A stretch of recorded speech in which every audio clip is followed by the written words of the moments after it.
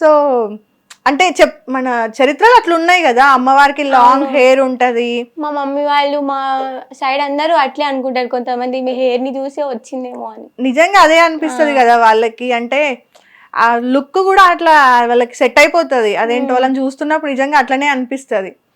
కొన్ని ఎందుకంటే పెద్దవాళ్ళు వీళ్ళు చెప్తుంటారు కదా, ఇట్లా కూర్చొని ఇట్లా పెద్ద జుట్టు వేసుకొని అక్కడ కూర్చొని ఏడుస్తా ఉంది, పిలుస్తా ఉంది, ఉరుకుతున్నారు, అది ఇదని చెప్తుంటారు కదా, కళలు పడ్డాయి అది ఇదని. అట్లా అందుకే ఫస్ట్ హెయిర్ ని చూసే భయపడతారు. ఎప్పుడన్నా అనిపించిందా నీకు, అంటే నీ ఒంటి మీద ఏదన్నా మార్చుకోవాలి అన్నప్పుడు వద్దు నువ్వు ఇది మార్చుకోవద్దు అనిపించింది? ఓకే. ఇప్పుడు మా ఇంటికి ఎవరైనా చుట్టాలు వచ్చారు అనుకో, ఎప్పుడు నేను మాట్లాడను, మంచిగా ఉన్నావా అని కూడా నేను అడగను కూడా. నాకు ఎందుకు అడగాలి అనేసి అనిపిస్తుంది. కానీ ఇప్పుడు అరే పలకరిద్దాం, మన నోటి మాటే కదా, ఏమైనా సొమ్ము పోతుందా సోకు పోతుందా అనుకుంటా, పలకరిస్తా. అరే శత్రువు అయినా సరే వాళ్ళని మంచిగా చూడాలి అనిపిస్తుంది. ఇప్పుడు అమ్మవారు వచ్చిన తర్వాత మొత్తానికి నీలో అయితే మార్పు తెచ్చింది. ఒకప్పుడు నేను ఎలా ఉంటుండే అంటే చాలా ఒకరు ఏడుస్తుంటే నేను నవ్వుతుండే, కానీ ఇప్పుడు నవ్వుతుంటే నువ్వు నవ్వుతున్నావు, వేరే వాళ్ళు ఏడుస్తుంటే నువ్వు ఏడుస్తున్నావు. వాళ్ళు కూడా మంచిగా ఉండాలి, మనం కూడా మంచిగా ఉండాలి అనేది ఒకటి. ఓకే. ఇప్పుడు దీన్ని అంటే నార్మల్ గా టెంపుల్ కట్టించడము ఇదంతా ఒక బిజినెస్ అని అనుకునే వాళ్ళకి నువ్వేం చెప్తావు?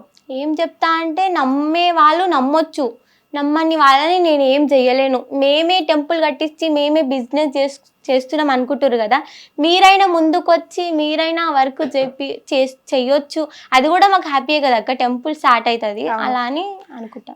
ఎందుకు సౌందర్యాన్ని నమ్మాలి, ఇది నిజమా అని చెప్పి? ఇదంతా ఒక గేమ్ అయి ఉండొచ్చు, లేదంటే ఏమో నువ్వు అంటున్నావు కదా ఇప్పటివరకు మీ ఊర్లో డెవలప్మెంట్స్ ఏం రావట్లేదు అని. వచ్చింది నువ్వే అన్నావు కదా, ఊర్లో మా ఊరిని ఎవరు పట్టించుకోవట్లేదు. ఇప్పుడు పట్టించుకుంటారేమో అనేది అదే అంటున్నా. దీనికోసం ఇదంతా ఊరు డెవలప్మెంట్ కోసము లేదా నీ సొంత అవసరాల కోసం? ఓకే, లేదు, సొంత అవసరాల కోసం కానీ అలానే ఏం లేదు. కానీ ఇప్పుడు నాకు చాయిస్ వచ్చింది కదా అక్క, అప్పుడు అంటే నేను ఒక నార్మల్ పర్సన్ని, ఇప్పటికైనా మంచి చేయకపోతే ఇక మనిషి ఉండి ఏంటి లాభం? అందుకే దేవుడు మనల్ని పుట్టించడానికి ఏదో ఒక మంచి పనితో చెయ్యాలి అనే రీజన్ తోటి పుట్టిస్తాడంట. ఆ మంచి పని అవ్వడానికి నన్ను పుట్టించాడేమో, రీజన్ లేకుండానే ప్రతి మనిషి పుట్టుకకు ఏదో ఒక కారణం ఉంటది. సౌందర్యకే ఎందుకు అందరికి ఉంటది, నాకేం లేదు, నీకు కూడా ఉండొచ్చేమో. అదే అంటున్నా, ఇప్పుడు అన్నకు కూడా ఉండొచ్చేమో. అన్నకుంది జలుబు దగ్గు కాకుండా రీజన్ పుట్టడానికి ప్రతి మనిషికి రీజన్ ఉంటది. కానీ ఈ మనుషులందరికీ రాని అదృష్టం సౌందర్యకే ఎందుకు అని నేను అడుగుతున్నా. అమ్మవారు ఇచ్చిందేమో, ఏ జన్మ అదే అంటున్నా. అంత అమ్మవారికి నీకు అంతగానం ఏంటి లింక్? మీ ఇద్దరికి మాట్లాడుకున్నారా ఎప్పుడన్నా? మాట్లాడుకున్నాం, చాలా వరకు మంచి చేస్తేనే వస్తారన్న చెప్పింది. నేను ఏ జన్మలో ఏ మంచి చేసినానో కనుక ఈ జన్మలో కరుణించింది. మీ అమ్మ వాళ్ళ అదృష్టం నిన్ను కనడం కూడా చాలా అదృష్టం, కానీ నేను వాళ్ళ కడుపులో పుట్టడం అదృష్టంగా భావించాలి. మా మమ్మీ ఎలాంటి ఒక ఫ్రెండ్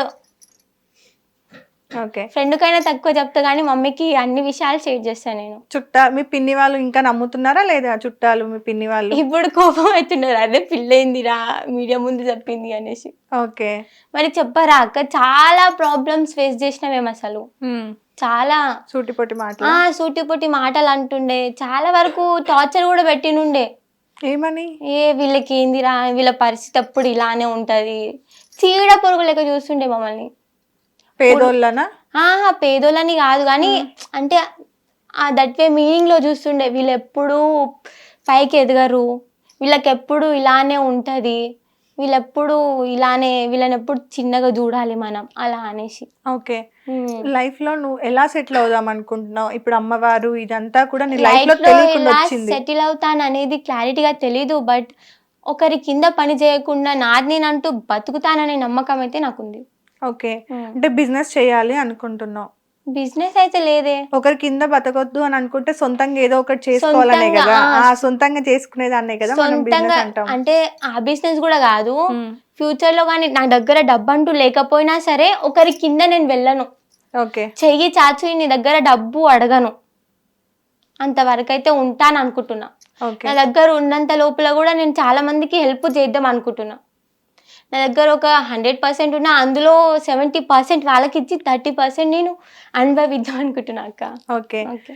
అమ్మవారు రాకముందు చదువు అంతా కూడా బాగుండేది, ఎగ్జామ్స్ కానీ అది కానీ. ఇప్పుడు మరి స్కూల్కి రెగ్యులర్గా వెళ్తున్నా ఎగ్జామ్స్? రెగ్యులర్గా అంటే వెళ్తలేను, బట్ స్కూల్కి అయితే వెళ్తా అప్పుడప్పుడు. ఓకే. మరి సార్ వాళ్ళు అందరు సపోర్ట్ చేస్తున్నారా? చేస్తున్నారు, వాళ్ళకి కూడా ప్రాబ్లం తెలుసు. చాలా మంచి వాళ్ళు మా సార్స్, చాలా అర్థం చేసుకుంటారు. అర్థమవుతుందా మరి సబ్జెక్ట్స్? అర్థమవుతుంది. అలా ఇక అమ్మ మీద భారం వేసుకొని ఉన్నా. ఎలా రోబో కదా సినిమాలో చూపించినట్టు అమ్మవారు వెనకాల నుండి వచ్చి నువ్వు రాయి బిడ్డ వెనక నేను ఉన్నాను అని అలా చెప్తారా? లేదు, ఒక్కొక్కసారి గుర్తురాని టైంలో కూడా నువ్వు గుర్తు తెయ్యాలి కదా, అలా అనేసి. ఓకే. నీ వల్లనే నేను ఈరోజు స్టడీస్ కి దూరం అయినాను కాబట్టి నన్ను పాస్ చేయించే బాధ్యత నీదే. అంతే, పాస్ అయితే చాలు. చాలు. ఓకే. తర్వాత ఇంటర్ చేస్తావా? ఇంటర్ చేస్తా ఎలా అక్క. ప్లాన్ చేసుకున్నావు స్టడీస్ ని, కెరియర్ ని?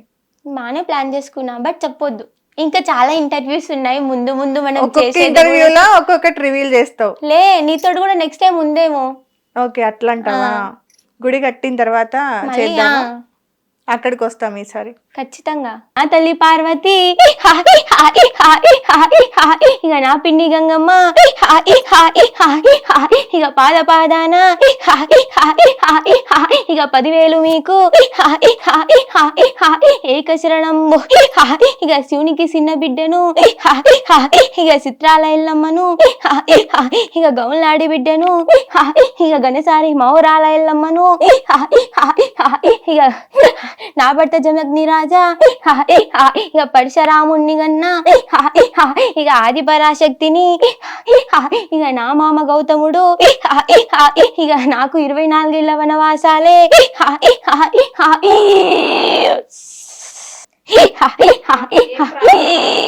పెళ్లి సెట్ అవ్వట్లేదు. అవుతుందా కాదా అనే నమ్మకం ఉందా లేదా? అవుతుంది అనే నమ్మకం అయితే ఉంది, కానీ లేట్ కానీ అవుతుంది. ఎప్పుడు అవుతుందో తెలీదు. మాటలు పడుతున్నా. అయితాదిలే, సమయం ఉన్నది. నువ్వు ఇప్పుడు ఎలా అయితే సమయం ఉంది అనుకుంటున్నావో అది కూడా సమయం ఉంది. ఓకే. నిజంగా thank you so much. Help మీకు డెఫినెట్ గా కావాలి, ఏదో ఎవరో ఒకరైతే డెఫినెట్ గా హెల్ప్ చేస్తారు.